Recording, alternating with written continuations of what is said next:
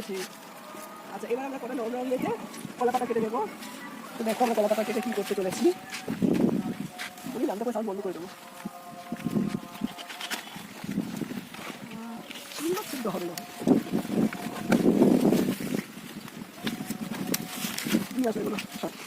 দেখো কলা পাতা কাটা হয়ে গেছে। দিবি দে না দে।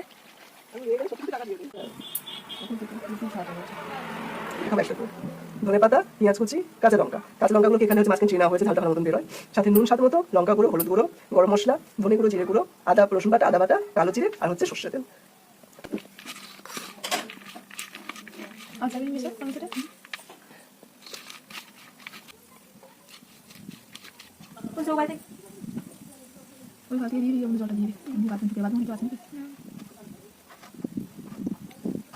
আমি মাছটা ভেঙে যাওয়ার চান্স থাকতে পারে।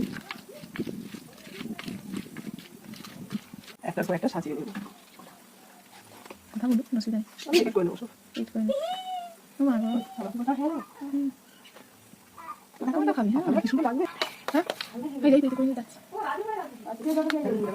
আমি জল নিয়ে মধ্যে দিস না এখন, দাঁড়া থাকো, আমি নিচে যাবো না।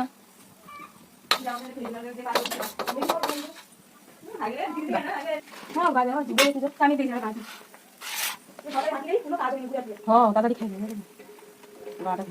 খাবার দিয়ে দিচ্ছি।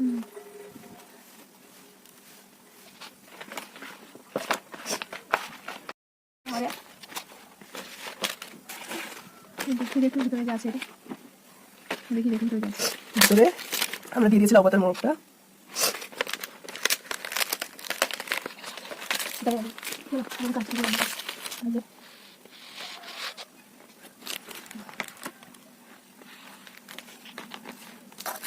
তো গাইস জ্বলন্ত উনুনে দেখে আগুনটাকে দাও দাও করতে জাস্ট ভালো।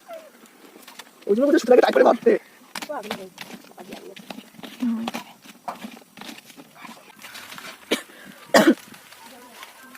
কলা পাতাগুলো ভাপিয়ে গেছে একদম। কলা পাতাগুলো এত সুন্দর কালার এসেছে, খেয়ে নিতে ইচ্ছা করছে একদম।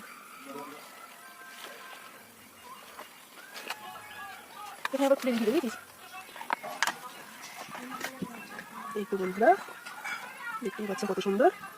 এর উপরে হালকা করে কাঁচা শসাটা ছেড়ে দিলে হয়ে যাবে।